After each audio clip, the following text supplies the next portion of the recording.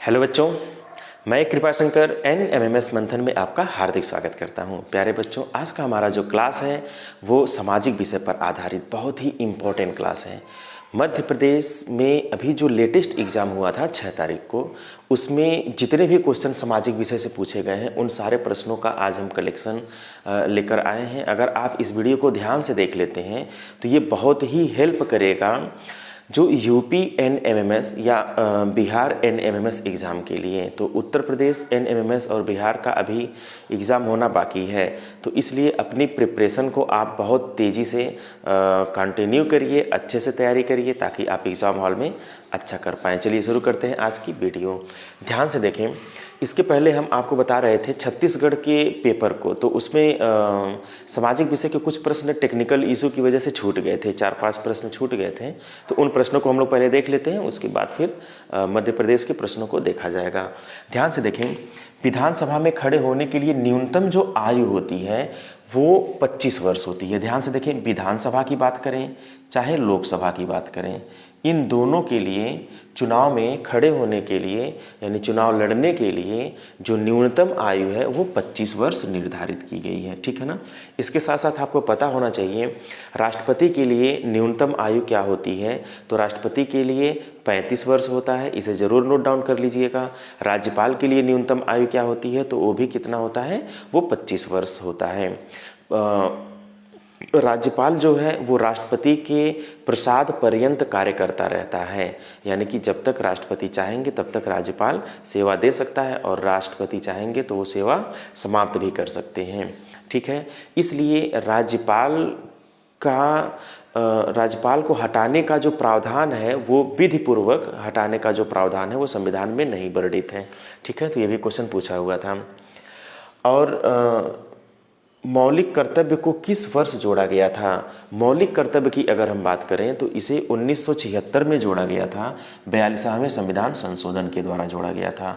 1976 इसका आंसर आ जाएगा। किस संविधान संशोधन के द्वारा जोड़ा गया था, 42वें संविधान संशोधन के द्वारा जोड़ा गया था। और किस अनुच्छेद में जोड़ा गया था, तो अनुच्छेद 51 क में जोड़ा गया था। तो जो मौलिक कर्तव्य है ये 51 क में जोड़ा गया है। ठीक है, विश्व मानवाधिकार दिवस कब मनाया जाता है, तो विश्व मानवाधिकार दिवस जो है वो 10 दिसंबर को मनाया जाता है। तो विश्व मानवाधिकार दिवस 10 दिसंबर। ठीक है, आप इसे नोट डाउन कर लीजिएगा। भारत में आयकर की जो प्रकृति होती है वो क्या होती है। भारत में आयकर की प्रकृति जो है अनुपातिक होती है, प्रगतिशील होती है या प्रतिगामी होती है। तो भारत में जो आयकर की प्रकृति होती है वो प्रतिगामी होती है, इसे ज़रूर नोट डाउन करिए। इसमें ऐसे क्वेश्चन पूछ लेते हैं। अनुपातिक जो प्रकृति होती है उसमें अप्रत्यक्ष कर के दायरे में आता है। और प्रगतिशील आयकर की अगर हम बात करें तो प्रगतिशील किसके लिए, सरकार के लिए प्रगतिशील होता है। यानी कि अगर किसी व्यक्ति की कमाई ज़्यादा है तो वो ज़्यादा टैक्स देगा और उसी अनुपात में, कमाई के अनुपात में टैक्स बढ़ता जाएगा। तो इस वजह से प्रगतिशील की अगर हम बात करें, टैक्स की बात करें, तो यह उस व्यक्ति के लिए जो व्यापारी है उसके लिए ये नुकसानदायक, क्योंकि उसकी कमाई का ज़्यादा हिस्सा टैक्स में चला जाता है। लेकिन भारत की जो व्यवस्था बनाई गई है वो ऐसा नहीं है। भारत में आयकर की जो प्रकृति है वो कैसा है, प्रतिगामी प्रकृति का है। ठीक है, लाभांश देय होता है लाभ पर, ब्याज पर, वेतन पर, किराए पर। लाभांश की अगर हम बात करें तो लाभांश हमेशा लाभ पर देय होता है। जब कोई भी कंपनी लाभ कमाती है तो उसी लाभ का कई हिस्सा लगा दिया जाता है। जितने भी पार्टिसिपेंट होते हैं तो लाभांश जो होता है वो लाभ पर दिया जाता है। अप्रत्यक्ष कर, हम इस पर एक वीडियो पहले ही अपलोड कर दिए हैं, अगर आप उस वीडियो को नहीं देखे हैं तो आप पहले उसे देख लीजिएगा। अप्रत्यक्ष कर की अगर हम बात करें तो अप्रत्यक्ष कर जो है भू लगान, निगम, आयकर, उत्पाद शुल्क। तो भू लगान, निगम, आयकर ये जो है प्रत्यक्ष कर होते हैं। ठीक है, उत्पाद शुल्क जो है या कपड़े पर जो उत्पाद शुल्क लगता है, क्वेश्चन में कपड़े पर उत्पाद शुल्क की बात कर रहा था, तो या ये अप्रत्यक्ष कर हो जाएगा। ठीक है, तो क्या होता है प्रत्यक्ष कर, क्या होता है अप्रत्यक्ष कर, पूरा डिटेल मैं इसको पिछली वीडियोज़ में अपलोड कर दिया हूँ, आप वहाँ से जा कर के देख सकते हैं। तो ये कुछ प्रश्न जो है छूट गए थे, मैंने इनको डिस्कस कर दिया। ये प्रश्न कहाँ पूछे हुए थे, ये छत्तीसगढ़ में पूछे हुए प्रश्न थे। अब हम इनको इरेज कर दे रहे हैं ताकि हमारे पास थोड़ा स्पेस मिल जाए। ठीक है, अब हम लोग शुरू करते हैं। मध्य प्रदेश में जो क्वेश्चन पूछे गए थे, ध्यान से देखिए, कौन सी व्यापारिक कंपनी भारत में नहीं आई थी, तो अमेरिकी कंपनी जो है ये भारत में नहीं आई थी, बाकी पुर्तगाल, डच और फ्रांसीसी ये सब भारत में आए थे। ठीक है ना, इनका क्रम आप याद कर लीजिएगा, पिछली वीडियो मैंने इनका क्रम बहुत डिटेल बताया था। 1813 में कौन सा एक्ट पारित हुआ था, 1813 की बात का अगर हम करें तो चार्टर एक्ट पारित हुआ था। 1813 में कौन सा एक्ट पारित हुआ था, तो 1813 में चार्टर एक्ट। अगर हम चार्टर एक्ट की बात करें तो आप इसे नोट कर लीजिए, चार्टर एक्ट। चार्टर एक्ट, जो पहला चार्टर एक्ट पास हुआ था वो था 1793। ठीक है, 1793 में 20 जोड़ दीजिए, कितना आ जाएगा, 1813। 1813 में 20 जोड़ दीजिए तो 1833। 1833 में 20 जोड़ दीजिए तो 1853। तो ये प्रथम चार्टर एक्ट है और ये अंतिम चार्टर एक्ट है। कुल कितने चार्टर एक्ट आए थे, 1 2 3 4, 4 चार्टर एक्ट आए थे। ठीक है, तो इसे आप याद कर लीजिए, जैसे चार्टर जैसे 4, कितने चार्टर एक्ट आए थे, 4, 20-20 साल के डिफरेंस पे आए थे, तो याद करना भी आसान है। ठीक है, तो ये प्रथम चार्टर एक्ट था और 1853 में अंतिम चार्टर एक्ट आया हुआ था। ठीक है, तो चार्टर एक्ट हो गया। अब बात करते हैं पिट्स इंडिया एक्ट की। तो पिट्स इंडिया एक्ट कब आया था, ये सब जानना बहुत ज़रूरी है बच्चों। पिट्स इंडिया एक्ट, अगर हम बात करें पिट्स इंडिया एक्ट की, तो पिट्स इंडिया एक्ट जो है वो आया था 1783 ईस्वी में, 1783 ईस्वी, सॉरी 84 ईस्वी में। पिट्स इंडिया एक्ट कब पारित हुआ था, 1784 ईस्वी में पिट्स इंडिया एक्ट हो गया। रेगुलेटिंग एक्ट, रेगुलेटिंग एक्ट की अगर हम बात करें,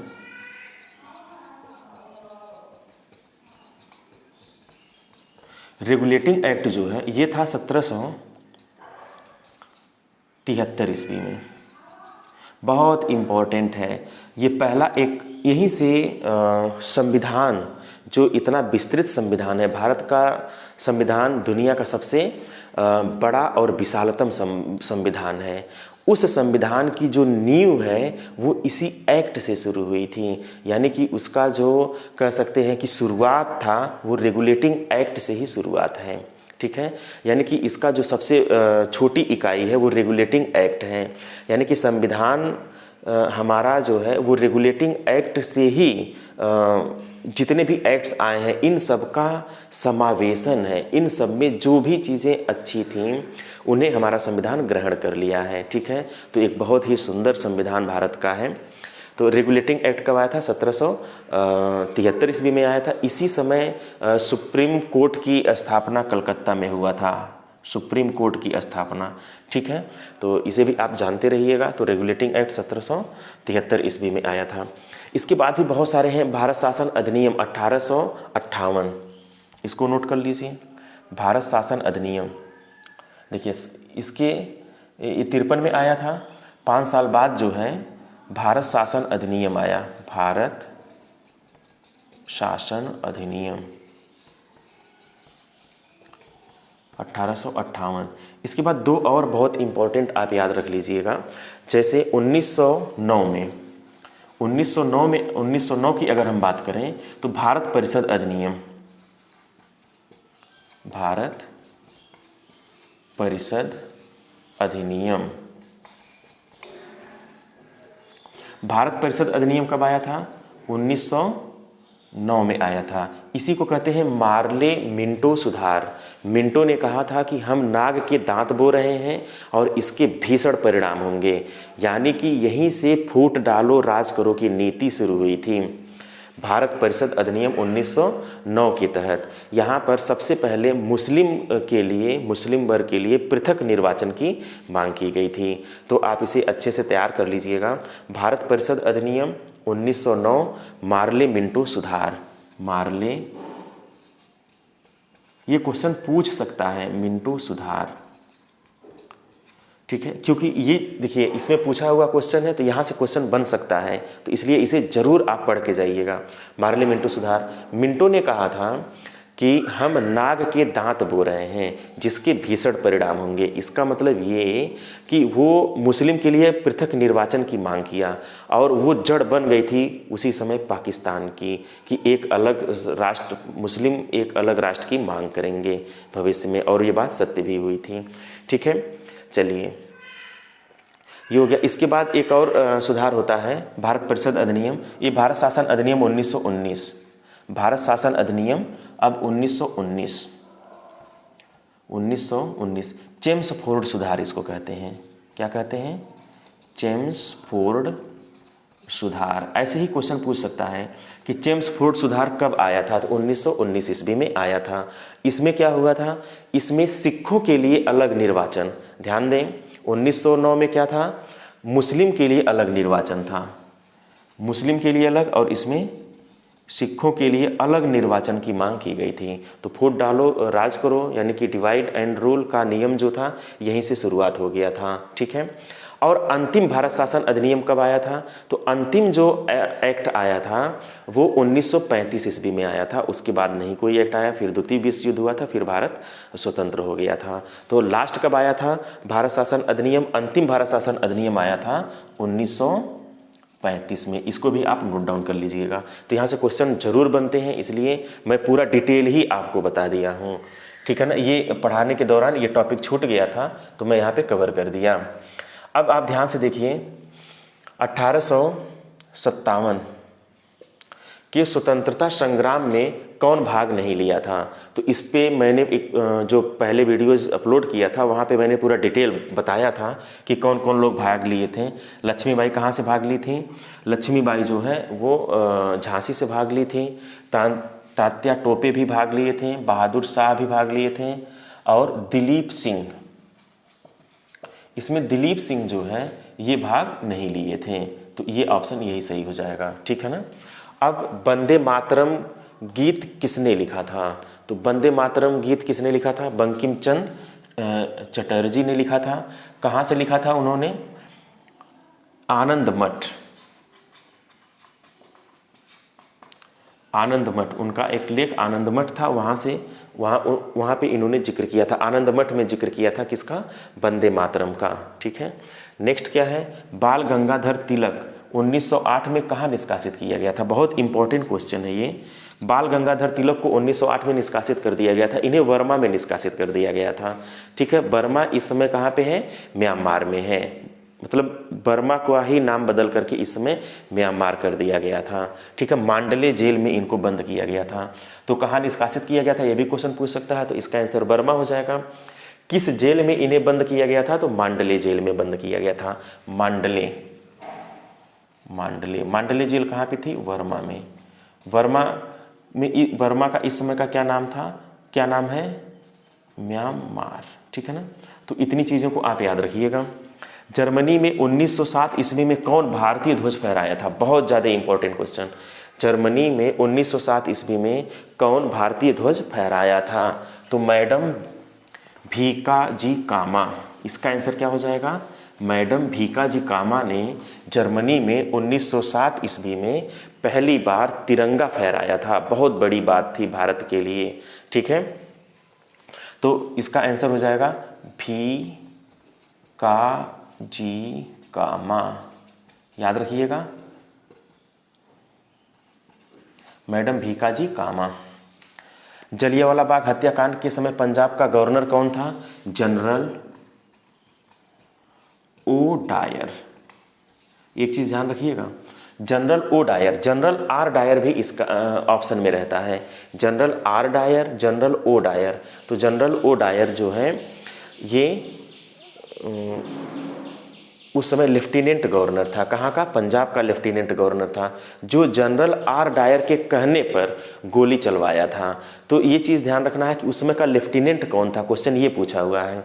तो जनरल ओ डायर जो है उस समय पंजाब का लेफ्टिनेंट गवर्नर था, जिसे उधम सिंह इंग्लैंड में जाकर के मारे थे। एक जनसभा आयोजित की गई थी और उस जनसभा में उधम सिंह भी गए हुए थे। वो काफ़ी आहत थे इस घटना से, चूँकि उनके परिवार, उनके स्वजन, उनके पिताजी इसी घटना में से प्रभावित होकर के उनकी डेथ हो गई थी। तो उसका बदला लेने के लिए उन्होंने इनको भून दिए थे, मार दिए थे। ठीक है, उसके बाद आत्मसमर्पण भी कर दिए थे। इंग्लैंड में कानून बनाकर भारतीय कपड़े के आयात पर रोक कब लगाई गई थी? तो 1716 ईस्वी में लगाई गई थी। ठीक है, ऐसे क्वेश्चंस पूछ लेते हैं कभी कभार, तो आप इसे जानते रहिए। इंग्लैंड में कानून बना करके भारतीय कपड़ों के आयात पर रोक लगा दी गई थी 1716 ईस्वी में। ठीक है, मोहम्मडन एंग्लो ओरिएंटल कॉलेज की स्थापना किसने की थी? बहुत इंपॉर्टेंट क्वेश्चन है ये। Mohammedan Anglo oriental college, Mohammedan Anglo oriental college की जो स्थापना की थी, ये सबसे पहले किए थे सैयद अहमद खान। कौन किया था?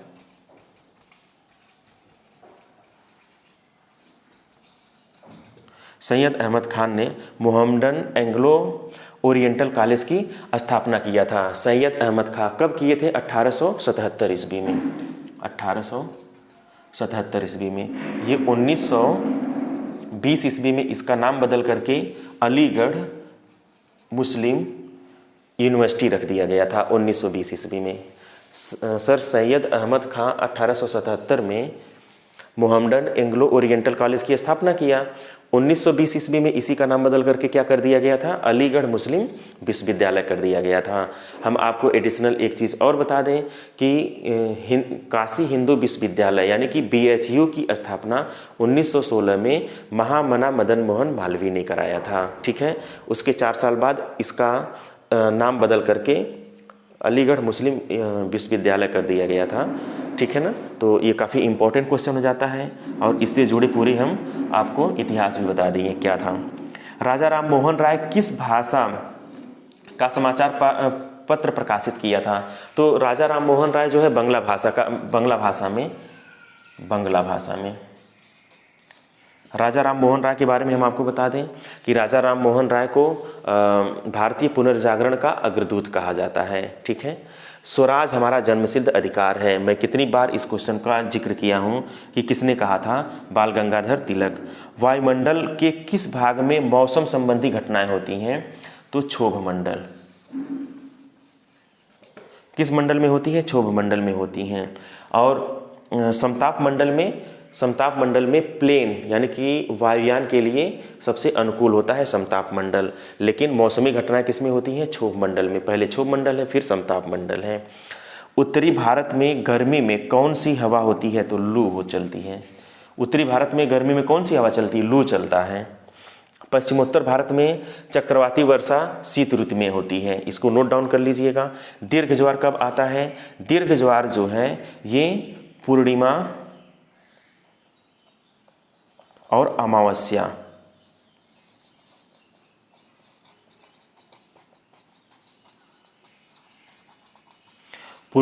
अमावस्या के दिन दीर्घ ज्वार आता है। ठीक है, ये तो काफ़ी इंपॉर्टेंट क्वेश्चन है क्योंकि इसी दिन सूर्य, चंद्रमा और पृथ्वी एक सीध में होते हैं, तो जिनके गुरुत्वाकर्षण के कारण तेजी से या दीर्घ ज्वार आता है। तो पूर्णिमा और अमावस्या के दिन आता है। तो ये चीज़ आप नोट डाउन कर लीजिएगा।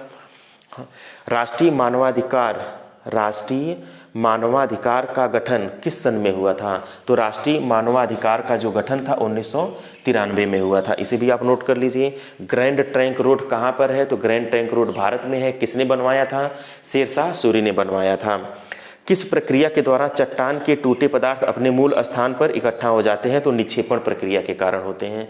तो ये भी क्वेश्चन पूछा हुआ था। ठीक है, रोटी की डलिया जो है प्रियरी घास का मैदान होता है। प्रियरी घास का मैदान। अब आप बताइए प्रियरी घास का मैदान कहाँ पे है? तो प्रियरी घास का मैदान यूएसए में है, यानी उत्तर अमेरिका में है। ठीक है, प्रेरी घास का मैदान उत्तरी अमेरिका में है। ठीक है, बहुत ही इम्पॉर्टेंट है ये, और ये गेहूं की खेती के लिए बहुत प्रसिद्ध है, इसीलिए रोटी की डलिया इसको कहा जाता है। तो यहाँ से कुछ भी क्वेश्चन पूछ सकता है कि प्रेरी घास का मैदान कहाँ पे है, तो आप बताएंगे उत्तर अमेरिका में है। प्रेरी घास का रोटी की डलिया किससे संबंधित है, तो गेहूं से संबंधित है। कहाँ पे है, प्रेरी घास के मैदान में है। प्रेरी घास का मैदान यूएसए में है। दक्षिण अमेरिका में पाई जाने वाली सबसे हल्की लकड़ी, दक्षिण अमेरिका में पाई जाने वाली सबसे हल्की लकड़ी को वालसा कहा जाता है। ये सबसे हल्की लकड़ी होती है वालसा, और ये दक्षिण अमेरिका में पाई जाती है। ये दुनिया की सबसे हल्की लकड़ी है। ठीक है, तो इस चीज़ को आप जरूर नोट डाउन कर लीजिएगा। यहाँ से देखिए क्वेश्चन बन गया है। वालपेराइजो बंदरगाह कहाँ पे है, चिली में है। ये दक्षिण अमेरिका में एक जगह है, चिली, दक्षिण अमेरिका में, चिली में है।